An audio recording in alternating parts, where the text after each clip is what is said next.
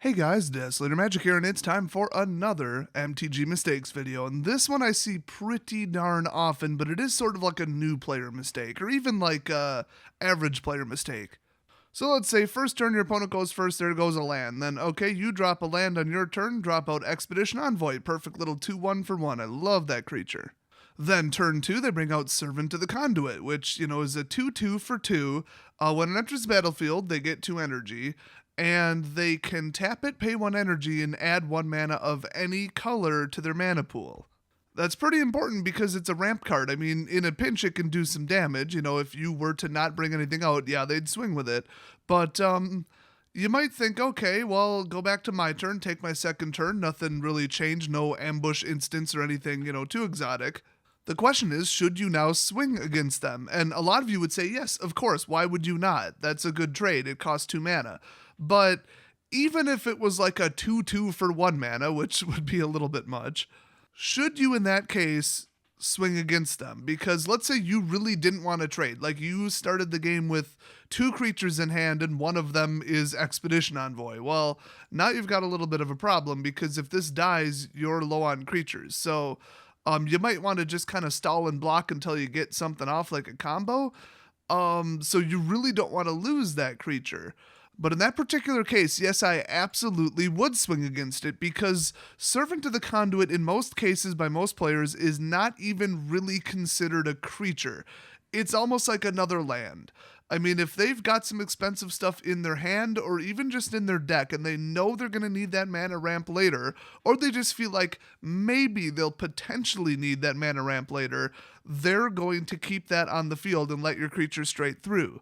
Now you're probably thinking, well, I mean, I don't want to lose my Expedition Envoy though, so what's the point? Well, 18 to 20 on turn 2, never underestimate that. That is huge. I mean, even if you think you're running like a big steamroller or combo deck, as long as it's not literally an infinite combo deck, you're probably going to need that 2 damage. I mean, just in some games. Like, let's say you're playing all white flyers or like counters on white creatures. So eventually you're going to be swinging for 30, right? Okay, maybe. I mean, let's say you're running like Always Watching, and so you get out 2 Always Watching and 4 creatures and 2 of them are flying. Okay, that's like your big I'm gonna win the game battlefield scenario. Well, sorry, but you're not playing in a vacuum. Your opponent has removal spells, so actually every point of damage counts because instead of 4 creatures, you might be down to 1 creature, and maybe it's swinging in the air for 5, which is significant, and let's say they have no cards left in hand. Good, that's what's left over after, World War III, basically. Well, what if they're at 7 health and they could have been at 5 because you probably should have hit them with your Expedition Envoy? Now, nothing is black and white here, so basically the other consideration you'd want to always consider is can you take 2 damage in response when they swing at you next turn? Now, in this case, they might use that 3rd mana to summon a 3 or 4 cost on their next turn. So it's not an absolute guarantee that you're going to get hit. But if you are, I mean, is your deck like some kind of suicide blitz where nothing has vigilance, you just swing, swing, swing and try to beat them on damage? Well, then you really can't take 2 in response. Still, though, I think I would swing because I really feel like they're probably going to use that for mana as soon as possible. Remember, it's also color fixing, so they might be forced to. I mean, the probability of nothing costing 3, or if they drop another land, nothing costing 4 in their entire hand, is pretty unlikely. And plus, if they had a 4 cost and a 2 cost in hand, they probably want the more powerful 4 cost out no matter what it is. So the overall theme that I would say is watch for creatures that aren't really creatures. They're too important to like a combo, or they like gain counters over time. Something like Rot Shambler. So turn 2, they throw out a Rot Shambler. It's a 1-1 for 2. Whenever another creature dies, you put a counter on it. And you're thinking, oh, I can't swing against that because I have a 3-1 and they'll just kill it. Well, to stop 3 damage, they might, but it's still a pretty safe swing because that creature gets bigger over time. So if they burn it now, they are just screwing themselves over in the late game. I mean, this thing, I've had to get up to like an 8-8 by like turn 8. I mean, Scions and Sacrifice and Servo, blowing them up and chump blocking. This thing gets huge. When it's only a 1/1 on the battlefield, it might as well be considered not even on the battlefield. Now, the same could be said about Zulaport, Zulaport Cutthroat. It's another 1/1 for 2, so they're investing a little bit of mana for not a lot of combat capabilities, but that's because this is pretty much an enchantment. I mean, nobody in their right mind would be like, yes, this is the creature I'll sacrifice if given a choice. I mean, this is the last creature you would want to get killed on your line. When it or another creature you control dies, each opponent loses 1 life and you gain 1 life. So you want him out there when you have 5 things on the battlefield. And like I said, self-sacrifice, scions, chump blocking, tokens, anything dies, you start mowing away 6, 7, 8 points of your opponent's life total and gaining it back. I mean, that's insane.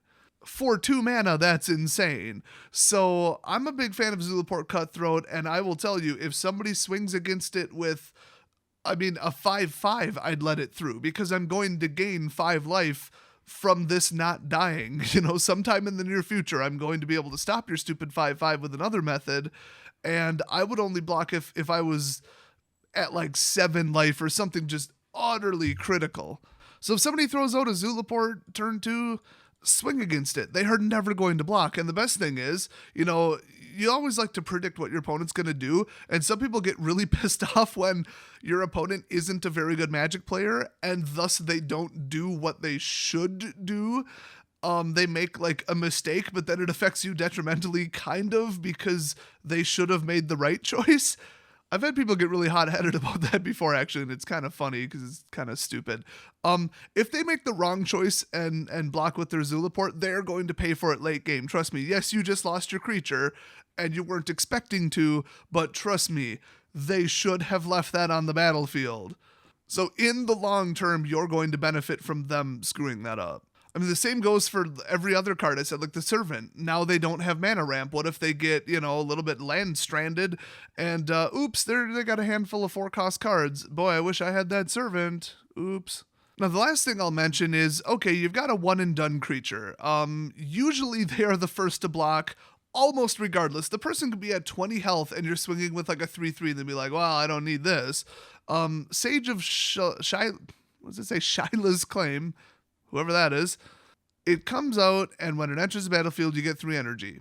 That's it. It's a 2/1 after that. It basically does what it does, one and done, and then just, who cares? Swing with it, maybe do some damage, maybe chump block with it. It's completely unimportant. So would you swing against it with a 1/2 that costs 2? If you want to trade, definitely swing against it because I can almost guarantee they're going to do that. But here's the thing. By swinging and then seeing if they block or not, when you think you know what they're going to do, if they do something else, it gives you valuable information, and that cannot be underrated. If they were to let your creature through, I mean, yeah, it's only 1 damage. Maybe they wanted to counter swing for 2, and that's all there is to it. But assuming you have like a 0/4 blocker or something, and it's, you know, it's a logical they should trade, and then they don't, that almost guarantees they're running a Flicker deck. They're probably actually running like Panharmonicon, Flicker, High Energy Win. In fact, they're probably running that stupid thing where you spend 8 energy and it brings out a 6/6 token. Whenever they can make this return to hand or exile it then bring it back, they get 3 more energy again. So if this is their best Flicker energy generator, which I believe it's the best one that exists in the game right now, and then they don't block with it, ta-da, they're running Flicker. I mean, it's clear as day. Like, why else would they have let your creature through? So that's a handy little way to, like, spy on your opponent's deck without really spying on your opponent's deck, which would be cheating, and yeah, don't do that. So hopefully that helps out. I mean, people not swinging when they clearly should, because I know I cannot lose my creature like a Fabled Hero. Oh, I don't want to swing with my 4/4 because then we'll trade. My Fabled Hero is going to hit you for 16 damage on the next turn, trust me. Or I suppose 18. I think it would have to be a multiple of 2, whatever. I'm like screaming in my head, no, do not swing with that. I am going to let that through and I don't want to take 4 damage. And then all of a sudden they're like, no, I'm not going to swing. I don't want to trade. I'm just going to let the board state sit here and wait for you to do something that kills me. Oh, great idea. So definitely don't be that guy, and I'll see you guys next video.